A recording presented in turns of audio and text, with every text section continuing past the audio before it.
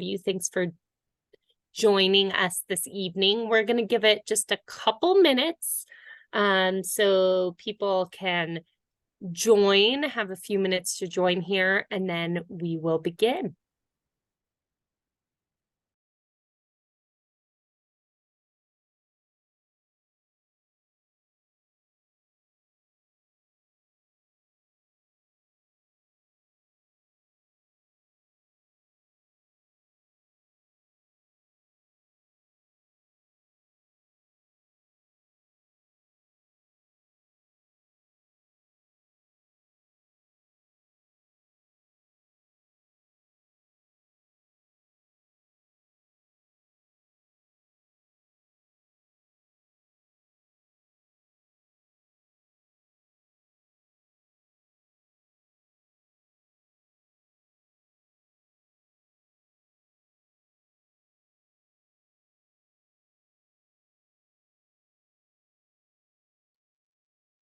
Again, thank you for joining us this evening. We're going to give it just one more minute and then we'll begin the meeting. Thanks again.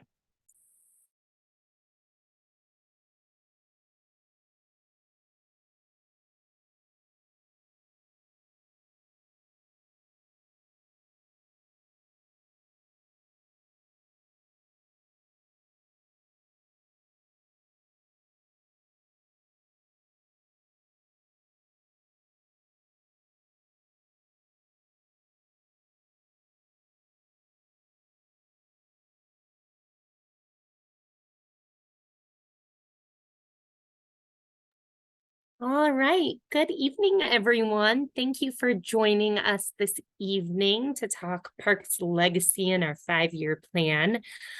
Before we begin, I'm going to turn it over to Andrea, who is going to allow interpretation for us.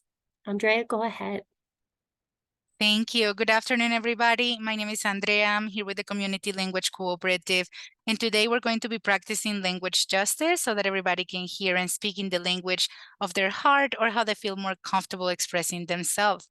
We're going to have simultaneous interpretation in English and in Spanish.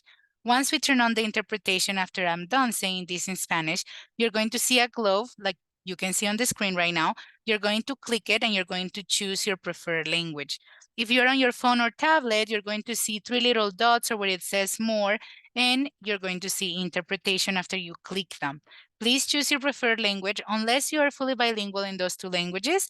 And if you are, then you can always speak in whichever of those 2 you feel more comfortable.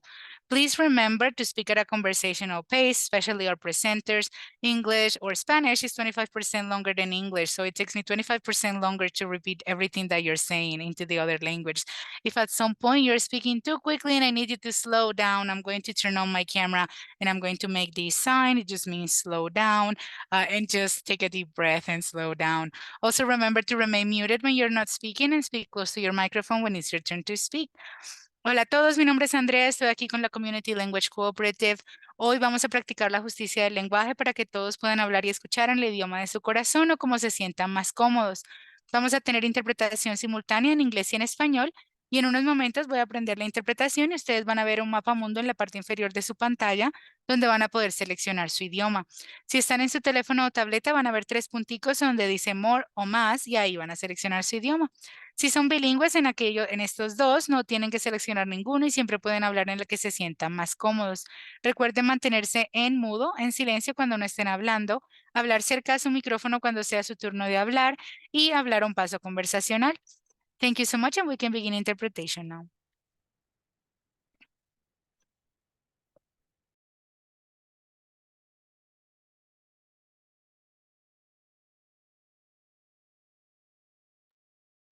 Thank you so much. So hopefully everyone has their interpretation turned on. Let me kick off this evening's meeting by introducing myself. I am Molly Lanphier. I am a Parks and Recreation planner. I focus on health and recreation, and I'm excited to be with you this evening. We will also introduce the rest of our team very shortly. We will give a background on Parks Legacy Fund and why you should care and why you are here. Then we will go over what has driven our focus areas the past 5 years and what we think we will continue to do for the next 5 years. We will have time for question and answers, and then we'll finish the night by going over next steps and how you can remain engaged in the process. So I want to start by doing a land acknowledgement. We thank the Denver American Indian Commission and Denver City Council for drafting this land acknowledgement and for allowing us to use it as this meeting regarding our park system. Denver Parks and Recreation honors and acknowledges that the land on which we reside is the traditional territory of the Ute, Cheyenne, and Arapaho peoples.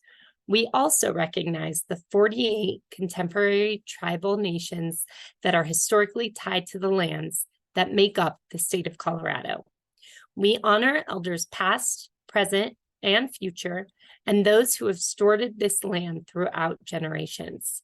We also recognize that government, academic, and cultural institutions were founded upon and continue to enact exclusions and erasures of Indigenous peoples.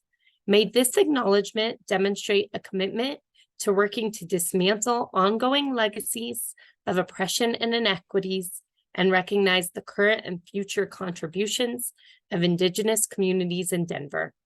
Strategically planning for this foreseeable future of our beloved park system, we continue to honor the responsibility to be good stewards of this open space. Thank you. So I just want to go over some of the logistics for this evening's conversation and presentation. First of all, the Zoom meeting is being recorded, and we will be making it available after the presentation. Your camera and audio have been disabled, but there are ways for you to interact throughout this presentation, and we really encourage you to do so and hope you will. So we will have live polls happening throughout this tonight, this conversation, and we encourage you to participate in them. We'll be sharing the results of these polls live. So please stay engaged and on the screen as we do that.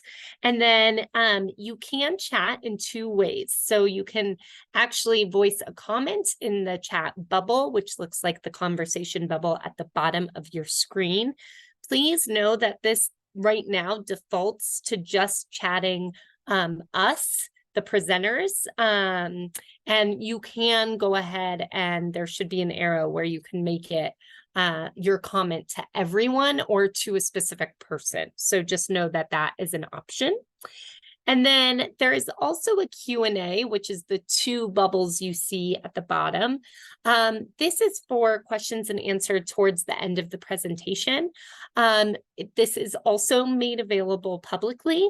And if you have the same question, you can go ahead and upvote it. So press the thumbs up button there to kind of get our attention. And if it gets a number, if it's more popular, we will really try and answer that question. So it kind of brings it to our attention a little bit more. And I think that is it as far as rules go. So now let me take a moment to enter our project team, or to introduce our project team. At the helm, we still have Happy Haynes for until at least the end of this month. And then Gordon Robertson is our Denver Parks and Recreation Director. Yolanda Cansada from our Director of Communications and Marketing. Owen Wells is our District Planning Supervisor. I already introduced myself. Elena McWhorter is our Special Projects Manager. Jesus Ranthia is our Community Engagement Specialist. From Livable Cities, we have Meredith Winskoski, Chelsea Garrick, and then Kristen Polizzi. Hopefully I got all of those last names right. Sorry if I didn't. So that is your project team for this. So then I briefly want to go over our schedule. We are anticipating the final product to be kind of a report and then ultimately implementation of where your tax dollars in the legacy fund goes. But right now we are in the very early engagement of this effort. So this is your virtual public meeting. Again, thank you for joining. In conjunction with this meeting, we have started an online survey. We hope that after this meeting, you will fill that out, because while several of the poll questions do kind of start our conversation and we're definitely taking your feedback, the survey dives a little bit deeper into getting your opinions and your thoughts on a variety of topics. We will just have time to surface level dive into this evening. We also hope you'll share the survey with your family and friends, and it's a really important way for us to get everyone's feedback. In addition, we are hosting 3 open houses. They are throughout the city. The open houses dovetail a lot in what we are discussing tonight. It is getting the same sort of feedback we are discussing tonight. It just allows for people to come in person and meet us. And we have already started to be at pop-up events throughout the city as well. So you may see a Denver Parks and Recreation table, especially if you are at a popular city event in the next few weeks or so. So really what we're doing is getting everyone's input during this time. And what we'll do after this initial stage of community engagement is then we'll kind of go back and culminate all the feedback and thoughts that we have heard and draft a 5-year plan. Then we will come back to you and really say, is this sound right? Is this what we heard? And this is really with the plan. This is how we're going to implement it. And this is where funding is going to go. And we'll have one more chance and one more round of feedback in the fall and winter, kind of the same kind of format. And in the winter of next year, we're going to be hard at work kind of refining and developing that plan. And then that will all culminate in a final adoption of the plan. So with that, let's get into the meat of it. I'm going to hand it over to Meredith for our first poll question. Great. So what we'd like to start with is just to kind of get these polls going. We'd love to just see what kind of representation we have tonight on the call, and hear what area of Denver you live in, or you know, the one that best represents where you live. Certainly these are kind of general areas. You can see here in the map, and we're going to launch a poll that kind of has them all listed. So if you will take a minute, Jesus, if you want to launch that poll. You can see, you can kind of make that box larger if you can't see all the options, but the Southwest being Harvey Park, Bear Valley, Marston, the West, in that kind of middle orange color, West Colfax, Villa Park, Westwood, Northwest being Highlands, Chaffee Park, Sloan's Lake, North Central, Globeville, 5 Points, kind of the GES area. East is large on this map in the purple. It captures Lowry, East Colfax, Central Park, Park Hill, far northeast or more centrally located, which is downtown, Capitol Hill, Congress Park, south or southeast. And if you don't live in Denver, that's fine too, or have something else, click other, and then I'm happy to hear in chat maybe why you're here tonight. Great.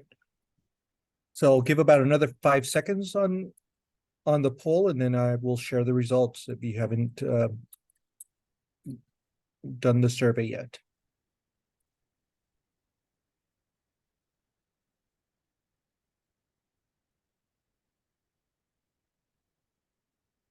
All right, thanks, Jesus. So looks like most people are from kind of the east area, east and central. think everyone can see this, but we do have some representation from most parts of Denver, just nobody from the Southeast. So, well, thanks for being here tonight. Another question we have for you all is, we'd love to hear kind of what a recent, and when we say recent, kind of generally within the past 5 years, park improvement have you been excited about? And excuse me if I said this was polling, this is a chat question. You know, it could be big, it could be small. You can see here on the screen some examples of more recent improvements, from Inspiration Point Park to the Montbello Pump Track to Paco Sanchez. What have you been really excited about over the past 5 years that has been done in the Denver park system? So put your thoughts and answers in chat, and love to see what a few of you all think. And when you get in there, again, just a reminder on the webinar chat, you should be able to send it. You can send it to everyone. It looks like that's coming through. So I'm seeing kind of Sloan's Lake Playground, all the playgrounds all over the city. That's great. Inspiration, Sloan's, Congress Park Pool upgrade is wonderful. Yeah, so there's obviously tons more than these 3 on the screen. Oh, it's not, now I'm going so fast I can barely see them. It looks like upgrading Bear Creek Park. Some comments about the Southwest needing some attention. So we'll talk about all those things, but love to hear, you know, what you've been most excited about. South Pot River Park upgrades, playgrounds, and Wash Park. Great. All the Congress Park updates, including tennis courts. All right, well, thanks for sharing. I know I missed a few. I can only read off so many, but if you have any more that you think of through the meeting, please put them in chat, and just so that we can note that. So thanks for sharing. Right, with that, we'll keep moving. All right, thanks, Meredith. My name is Elena McWhorter. I'm your Special Projects Manager, here to talk about the Parks Legacy Fund background, as well as how it relates to the Game Plan for a Healthy City, which is the department's strategic plan.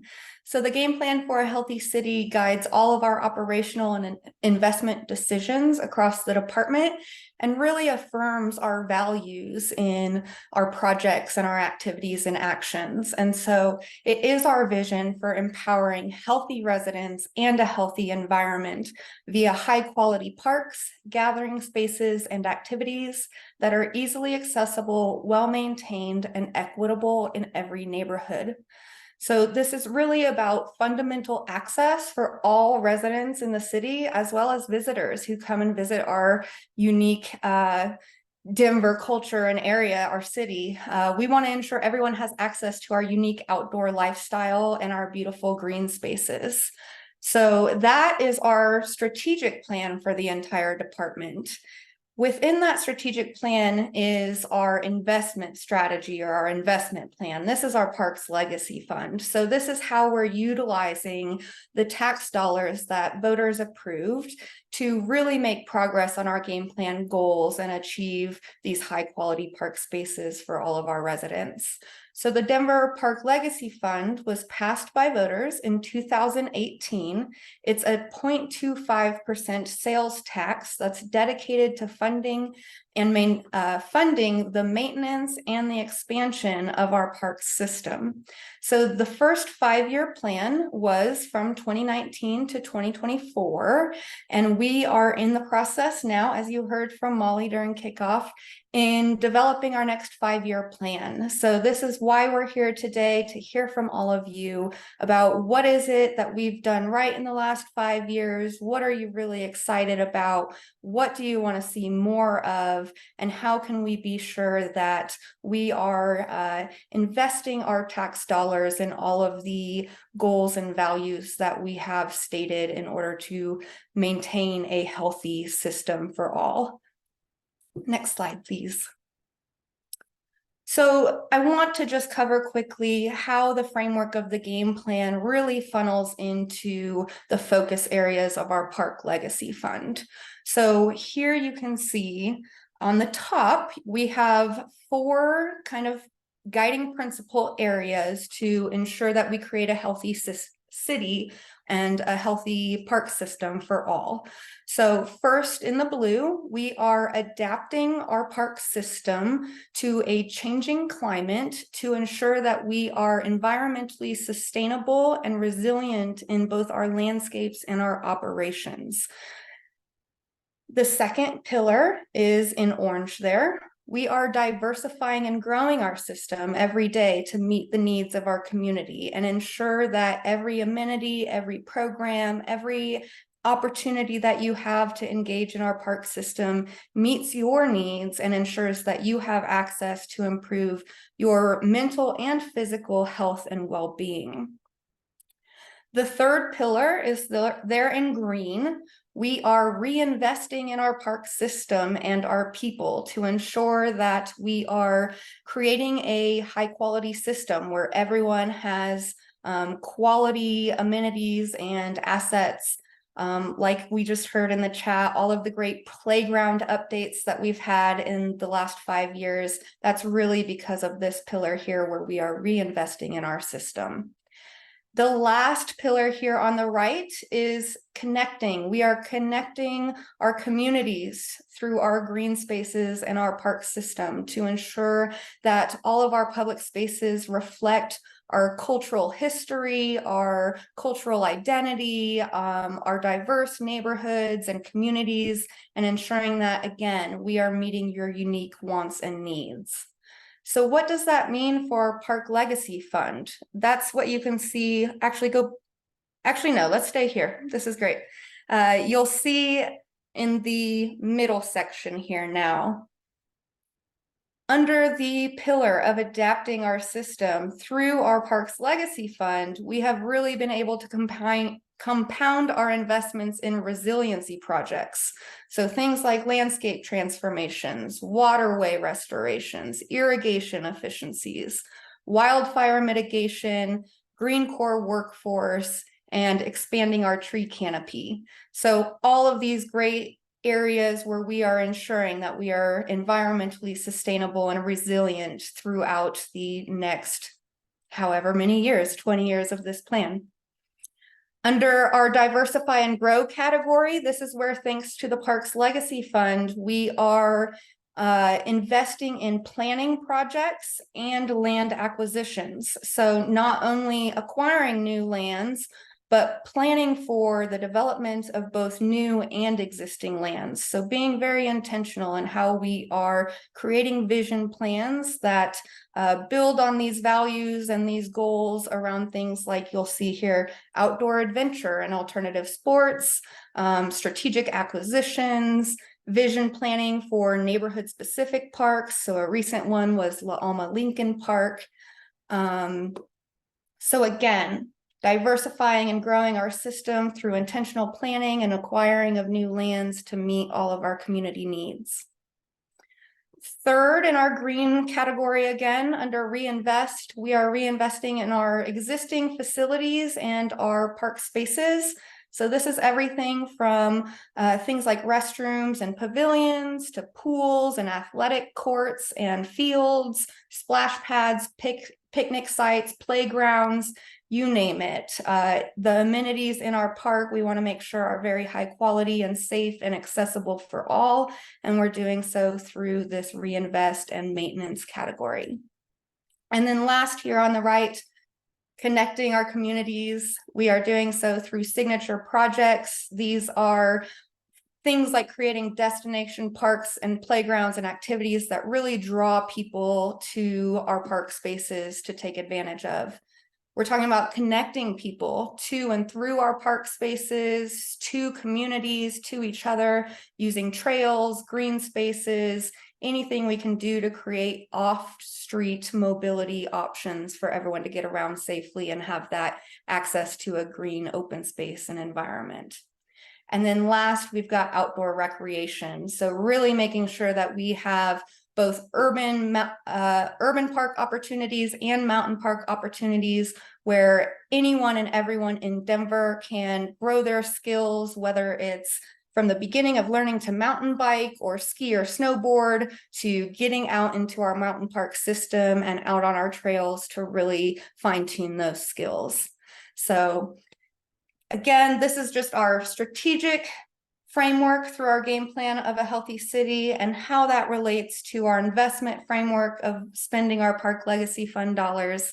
And hopefully this is a good reflection of our values and how we are spending money to achieve these great spaces for you all. I will be kicking it over to Owen now to go into more detail about each of these Park Legacy focus areas. Yeah, awesome. Thanks, Elena. Hey, thanks everyone for having me. My name is Owen Wells. I'm part of our Denver Parks planning team here. And I'm really excited to share how we think a little bit more and to toot our own horn, honestly, a little bit. But hopefully the examples we're going to talk through in the next few minutes will help give you a better sense of the breadth of the issues that Legacy Fund has allowed us to start tackling and help you think about what we should continue to emphasize or anything else we should be seeking to address as we look ahead. I know we call this the 5-year plan, but realistically, we were about 3 years into the era of the Legacy Fund. And we're starting to see the results of the foundation that we've laid, and we'll kind of talk through a few of those here in the slides to come. But before I get into that, though, I just want to take a step back and note how lucky we are here as Denverites to have just such an extensive and varied system. I mean, this encompasses all the kind of things Elena was just mentioning, but it's important to understand the scope of what we're talking about. We've got a system that ranges from the 260 plus parks down here in town with all the traditional play and sports amenities you can think of, as well as, sort of some pretty unique elements that I don't know that any other park system in America has, like 2 bison herds and 14,000 acres of mountain park land that we manage outside of our city limits. So there's some really unique things here to Denver. And much of that is the result of the foresight of our predecessors, stretching back 100 years and creating this legacy for us. And it's our collective jobs as stewards of this resource to figure out how do we maintain that legacy and how do we continue to expand to grow it as the city evolves and the world evolves with us. I also need to give a shout out to the incredible team we have here at Parks that cares for these spaces and brings them to life every day.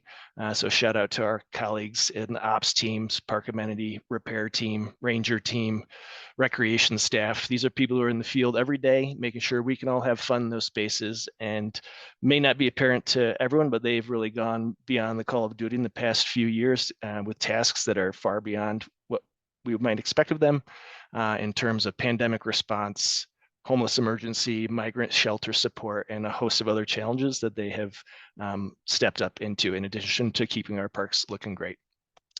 And finally, we're lucky to have our fellow neighbors, folks like you who love the park system and have put their money where their mouth is. So we have a dedicated revenue stream for the first time ever. Legacy Fund accounts for about $50 million of our annual budget. And that's nearly a 50% increase since the pre-legacy era. It's made a ton of things possible, and we'll kind of give you a flavor of that over these next slides. So here we go. This is the first pillar that Elena had mentioned. Obviously, resiliency is hugely important to us, should be hugely important to everyone in all aspects of their life. But this has really become a cross-cutting theme across all of the work that we do in parks. How do we adapt to a changing climate, ensure that our system and our city is going to be sustainable for the long term? Many of our parks were designed and built before we had quite as sophisticated an understanding as we do now about resource constraints and climate change. And so what that looks like in parks land for us is we are thinking about our water usage, we're thinking about our tree coverage, we are thinking about our waterway health, and we're thinking about people growing the next generation of environmental stewards. Some examples of this were Denver Water's #1 customer. So obviously ensuring that we're reducing our water use is kind of critical to us, both environmentally, but also financially. So it might not be the most glamorous of projects, but we've been upgrading our irrigation systems and central control capabilities to be as efficient as possible. And you can see in the infographic up top that translates into huge impact, 225 million gallons annually, which is the equivalent consumption of several thousand households. We've got good examples of that at City Park and at Fred Thomas Park. We're also actively doing native landscape restoration across the city. Think conversion of non-functional sort of bluegrass turf spaces on the fringe of our parks into native landscapes. We've already done 375 plus acres of that. That's partially to reduce water use, but it's also to enhance biodiversity and promote habitat for pollinators. And also, I'll just note, in addition to kind of capital projects, our urban ecology team has just promulgated a new turf policy for parks. It's really directed internally, but it helps us drive forward. And the baseline assumption is that bluegrass turf should no longer assume to be the default landscape cover type when we're doing new parks or doing large renovations. You can see a couple examples of some of the converted landscapes that we've done at Rocky Mountain Lake, along the Sand Creek Trail. Sanderson Gulch has a new pollinator garden, which is pretty cool. Picture of Lily Lake, and we have some more to come in short order at City of Takayama and Carmiel Parks. Those will both be total irrigation redos plus new landscaping, so that we have a reduced water intake demand, and also the giant underused medians on Quebec Street if you're heading towards Central Park. So that I'm looking forward to see that as kind of a showpiece place for us to transform. We've also planted nearly 6,000 trees over the last couple of years, and our forestry colleagues are working on an urban forest strategic plan to continue to think about how we are strategically growing our urban canopy.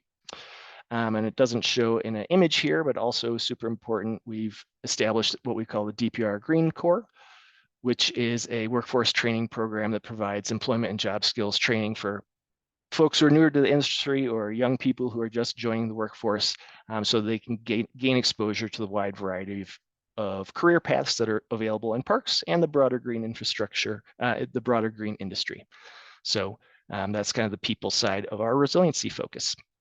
And maybe I know we're sweeping through a lot quickly, but I'll just put a hold there, Meredith, if there's anything specific that someone's asking about resiliency before I hit the next topic. I don't think so. I think we can keep going, and we got some great questions coming in the Q&A. So thanks to those who are putting them in, and we'll have time at the end to answer what we can. So for now, keep going, Owen.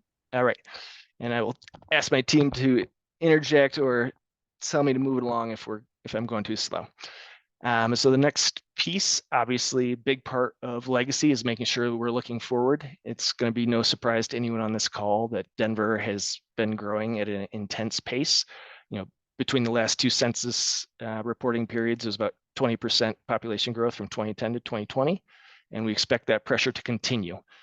And obviously, while there's many things that influence this, I think Denver's park system is a key part of what makes this an attractive place to live, and it's sort of a key piece of our identity. And so recognizing the importance of that to Denverites and also recognizing this population pressure, we have established an acquisition program, which we weren't able to do before pre-legacy, make sure that we can keep actually adding parkland to our portfolio, to make sure that we can have opportunities for new park development so we can provide open space for new residents, and to make sure that our existing levels of service don't deteriorate and people lose some of the access to open space that they might have felt before. And then planning efforts are, once we have this property in a portfolio, or other ways to think about how we can magnify and diversify the quality of service that our parks are providing to our residents, and honestly just making sure we're making smarter decisions. Will do. I got to slow down a little bit for our interpreter. Actually, can you stay on that slide, please, for a second? We got a couple more things just to note. Obviously, I saw some comments in the chat, and we are excited to talk about the acquisition program. Our first step was completing a strategic acquisition plan, which laid out some decision-making and site selection criteria for us. They're high level, but they cover priority areas like closing the 10-minute walk and roll, addressing equity imbalances, investing in our mountain parks, ensuring that our support staff have facilities to help maintain a growing system, making sure that we're finding high resiliency opportunities and sensitive landscapes for protecting, and meeting needs in our high growth areas. So I'm happy to report that we have had advancements across all 6 of those priority areas. We've brought another 5,500 people within walk of a quality neighborhood park to their home. And we have expanded both the urban and the mountain parks portfolio quite dramatically. So we've got an additional 479 acres in town. And the first large expansion of the mountain park system in probably nearly a century, with the Axon Ranch acquisition, which was a donation from a local family, very generous, but the Legacy Fund helped make that transaction possible. So far we've spent about $10.5 million on some of these acquisition related projects. We have a few more projects right now that are under contract, and I expect them to close in the next couple of months. And so we'll see those numbers grow before the end of the year. And then in terms of planning, I think Elena kind of covered it a little bit, but we've done quite a bit of site-specific efforts as these new acquisitions come into our portfolio. We need to figure out with the neighborhood, what should these spaces be? So we have support to do planning effort. We're excited. I Live in Bel Air was actually one of the first acquisitions that we were able to do with the Legacy Fund, and we just completed the vision plan for that early this spring, and we'll be excited to see that come to be realized. Walma Lincoln Park is another one, was an example of an existing legacy park that was being reimagined in a pretty interesting conversation with the community, and we just wrapped up that vision plan, which calls for a new cultural story and exercise loop, restored amphitheater, new sports fields, enhanced lighting, safety, and more.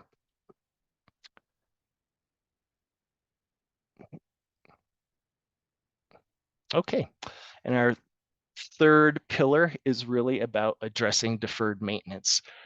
And what I mean there is just replacing dated park assets that have effectively reached the end of their functional lifespan.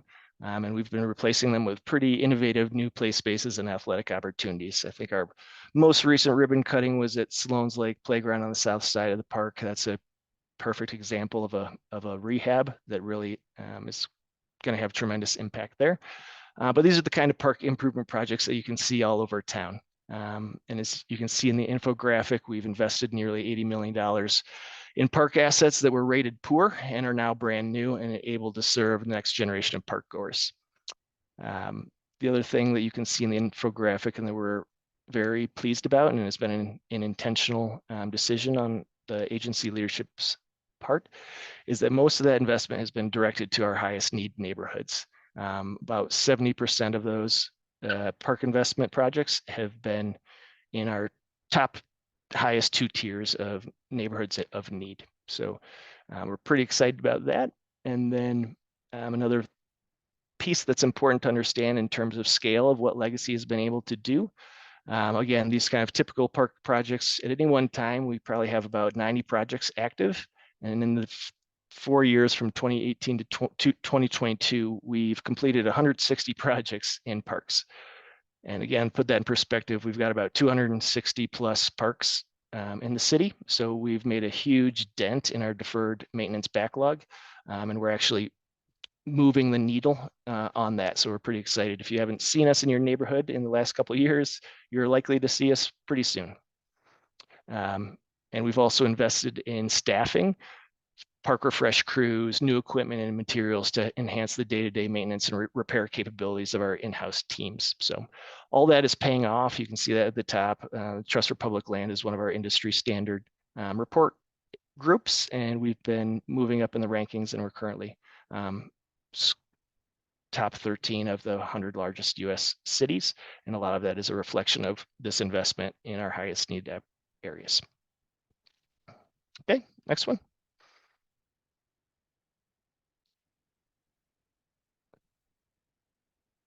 Great, and this is our kind of the fourth pillar of how we organize the work that we've been doing.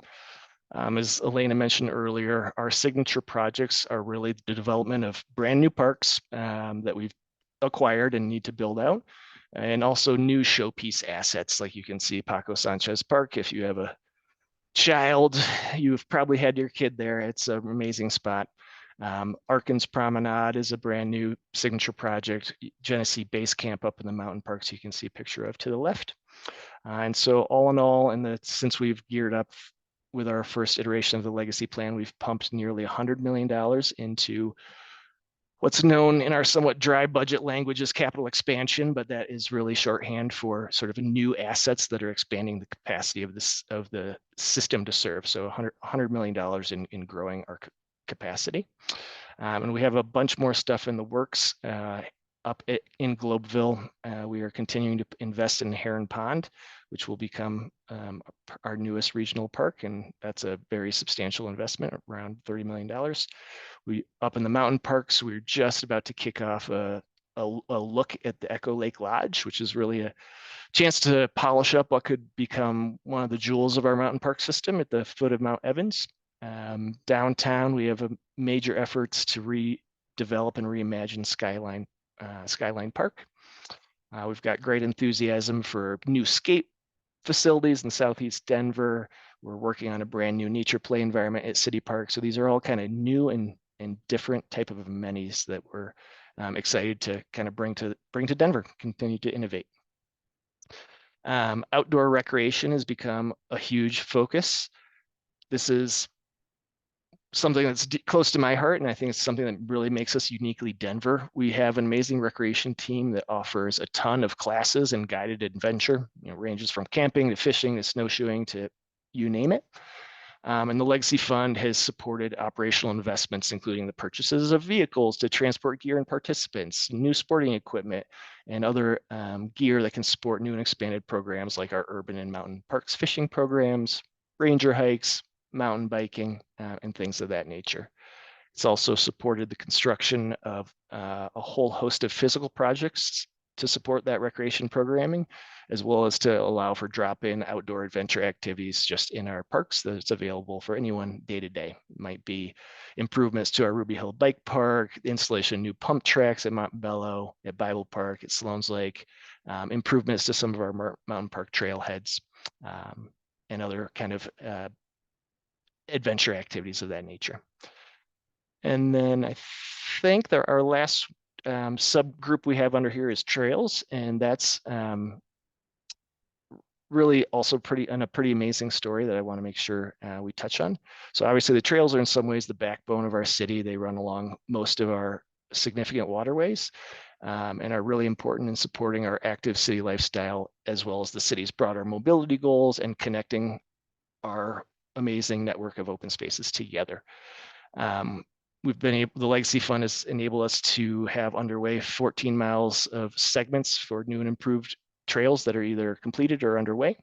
But this has been an area where we've really been able to kind of leverage the Legacy funds in an amazing way. So our team has been able to successfully win about $24 million in matching grant funds to kind of continue to build out and modernize our trail system, which has been amazing. So that was quick. I'm going to turn it over, but hopefully, again, I was just trying to give you a flavor of it so you can kind of think, are we missing something? Should we be emphasizing one of these focus areas? Are there other themes that we should be thinking about?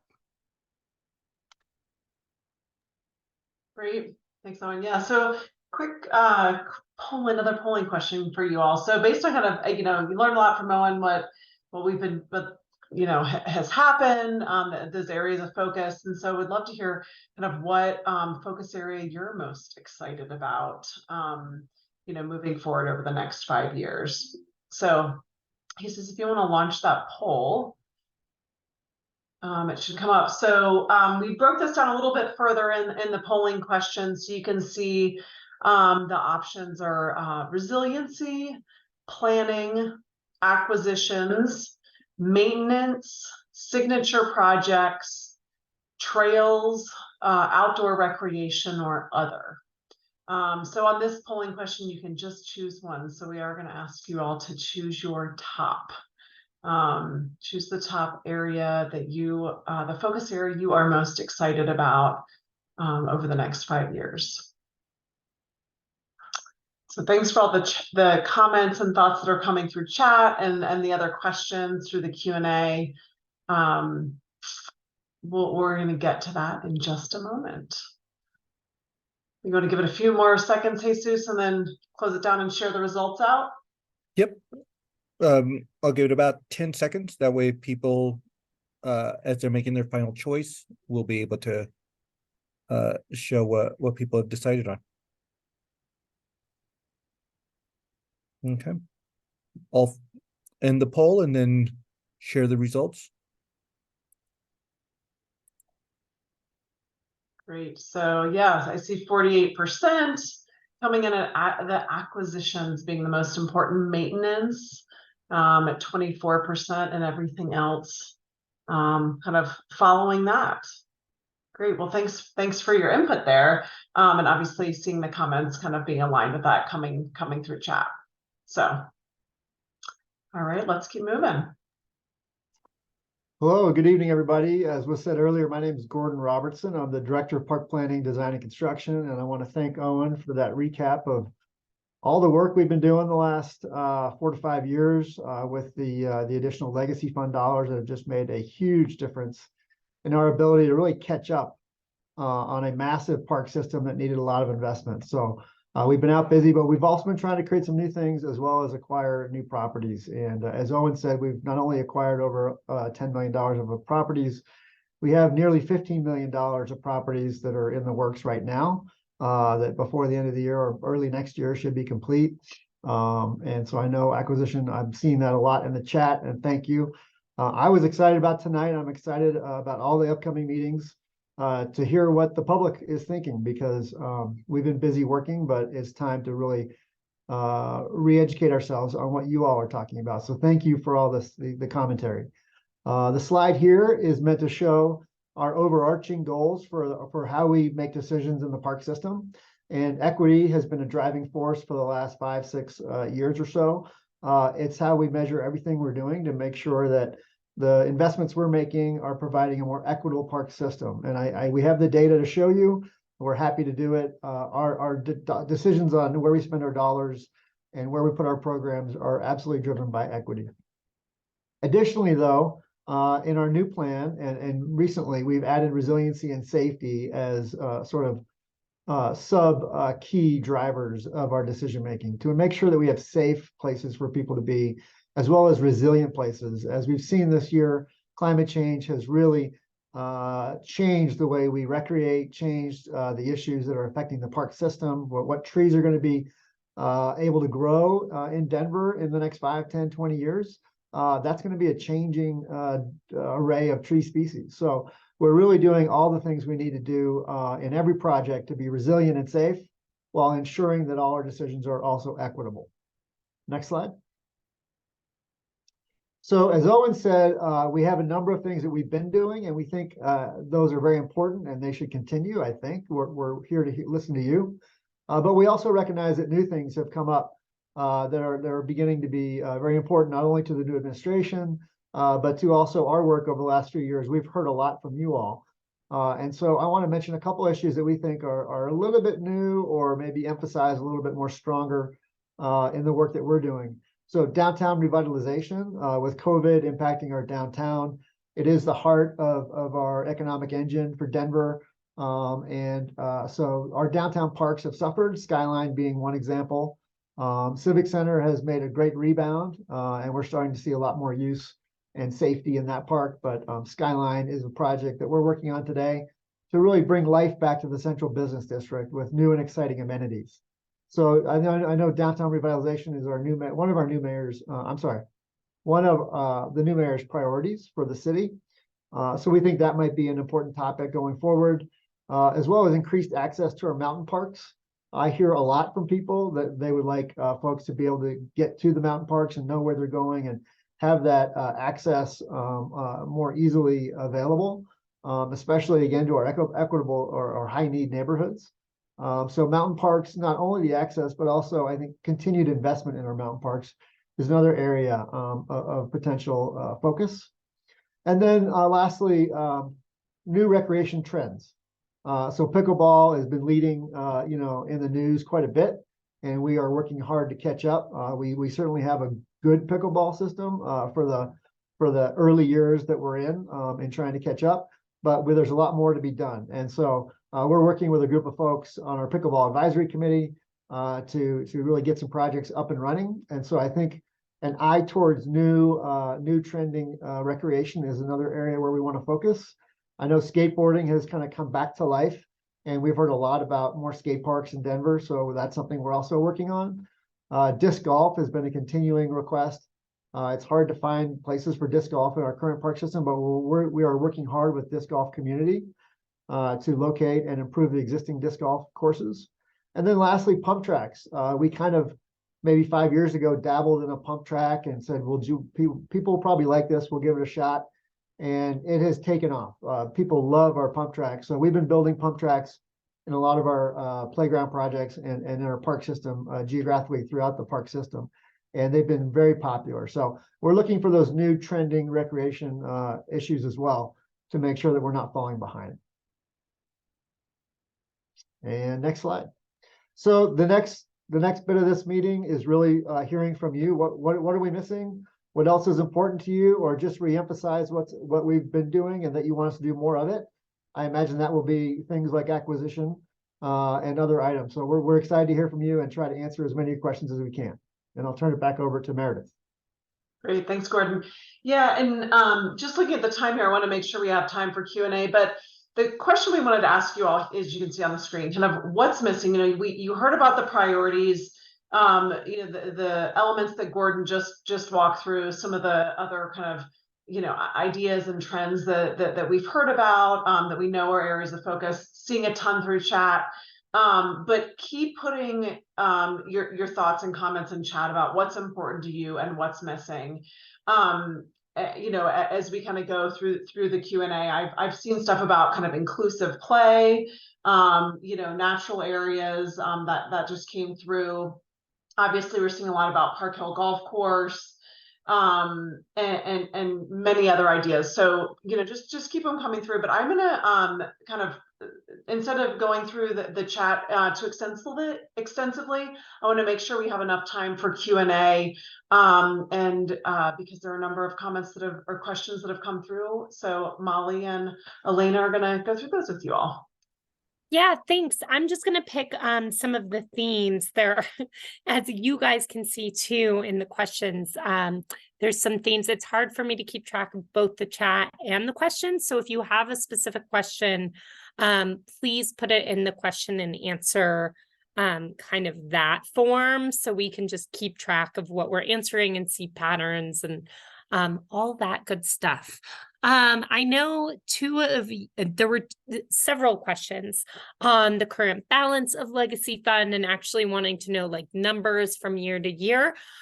We do not have those on hand tonight, but we will get those and we will put them on our website and we will have them for the next round of meetings, just so you are aware. I can't answer that question right now. I apologize. We just don't have that at our fingertips, but we will get it. So stay tuned for that. And then there were also several of you that had made comments about your specific neighborhood or had questions about what's going on. And I don't want to necessarily use this time to talk about specific projects, but I think this all lends itself, Tinsley, I think you alluded to this in Far Northeast, about how we really do use equity to drive our projects and drive our decision-making. So Gordon, I know you have been a champion of this. If you can speak to really how we look at equity within the system and where we're prioritizing our investment, especially when it comes to legacy funds, if you can give just an overview of that and how it drives our decision making. Yeah, I'd be happy to. And I will mention that many of our acquisitions in the last 3+ years have gone towards the far Northeast. So you're going to see a lot of new park properties as that area continues to develop out rapidly. We've been trying to keep up and make sure that there's an appropriate scale of parkland available for development as that area just is really rapidly developing into apartments and neighborhoods. So that's been an area of focus for us from an acquisition standpoint. I will tell you that we have a very detailed process by which we determine our capital improvement projects, and that there is an equity overlay that we apply to every project. And we try to hit 70% of our capital funding going to equity neighborhoods. And we've been hovering right around that 70% mark. And so we've been very successful in doing a lot of projects in our high need neighborhoods over the last 4 to 5 years and staying in that 65 to 70% range. So we'd absolutely track that number. We have it down to the dollars and cents where those are spent. And we routinely update our council members on how we're tracking our equity investments. Thanks, Gordon. And I think we'd be remiss. I mean, a lot of you in the chat and on questions have asked about Park Hill Golf Course. Thank you. We feel your enthusiasm. So I'm going to defer to Owen or Gordon if you just want to give a brief summary of what we're doing in regard to that. Well, I'll let Owen take a shot at that and then chime in if there's anything else. Sure. Yeah. And thanks. I had the pleasure of meeting with a lot of you folks over the last couple of years as part of the process the city went through. So we're pretty keenly aware of the opportunity at that site. Part of acquisition is a difficult part of our job, right? We need to find places with willing sellers. We need to make sure we've got enough available free money in the acquisition portion of the legacy fund. As you saw through our presentation, legacy fund is supporting a ton of work across a lot of places, but Gordon and the folks that oversee the acquisition program are always trying to make sure that we have available funds where we can make strategic and opportunistic moves. But at this point in time, there isn't really much to report on terms of Park Hill Golf Course. It's not on the market. And yeah, there's not too much that I can report from the park side today. And I'll just chime in based on the chatter. There is a lot of interest in this, and believe me, I as a parks person, I would love for all that acreage to be park. The park is not, I'm sorry, the golf course is not currently for sale. There's no one willing to talk to us about buying it, but we are willing, ready, and able to do so based on our mayor's direction and the property being available for sale. So we are kind of biding our time and ready, willing, and able to engage in that conversation when the developers, the owners of the current property are ready. Thank you. And then I think we have just a couple more minutes before we want to tackle next steps and tell you how to stay engaged. And I, for one, really appreciate everyone putting questions in the question and answer and the chat, and just thank you for your time tonight. The last question that I'm going to give to Owen as well is just an update on our inclusive play. We had a lot of people that commented about how important inclusive play is. I know we have a plan on that.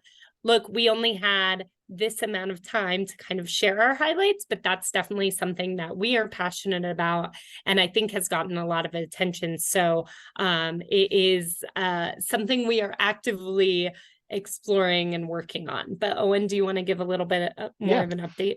Yeah, that's actually a perfect example of the orange box acquisition and planning theme, right? That's an emerging theme that we want to be able to support. So Tinsley, you may have worked with Mallory over the past few months. I think you might have been one of the stakeholders. So we're very excited to be able to start finalizing some of our recommendations to help guide and support our colleagues across our department about how to think about inclusive play broadly.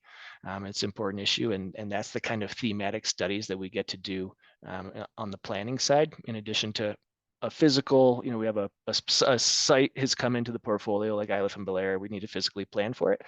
But we also need to be able to kind of think about these system-wide issues and how do we respond as a department. So that is top of mind, and we're refining sort of our inclusive play thinking as we speak. Molly, I have a quick question for you. Are we going to, for some of these questions that didn't get answered, will we be sending out answers to folks? Is there a way to do that? Because we certainly can post an FAQ with the themes we've seen and some of the answers to these questions on our website. It will take us a minute to get those up, but we can certainly post them. And Jesus, I don't know if we can email people with that link once it's up. Do you know? Well, so at this time, we have a constant contact that we will be sending out we will take the registration from this meeting and put people in that constant contact. We will send that out when it gets developed, when the FAQs are ready, along with this video recording and reminders for the in-person meetings that are also coming up, plus the survey information, which will be open until October 6th. So we could have all that information on the constant contact, the next constant contact that we send out. Great. And I noticed a large number of questions about our acquisition fund and the dollars and cents associated with it. I'll try to give you some round numbers there. We have them, but I don't have it at my fingertips right now. But I do want to try to answer that at least in a rough number way, so you have some idea, because so many people asked about it. We've set aside approximately, give or take, $35 million for acquisition. And we have, again, spent over 10. We have about 15 in play right now for acquiring land that should be completing this year or early next. And that leaves approximately $10 million that is unallocated. So that's kind of the state of the fund. Those dollars are not accurate, but they're close. And I think we can update that when we send out the Q&A answers.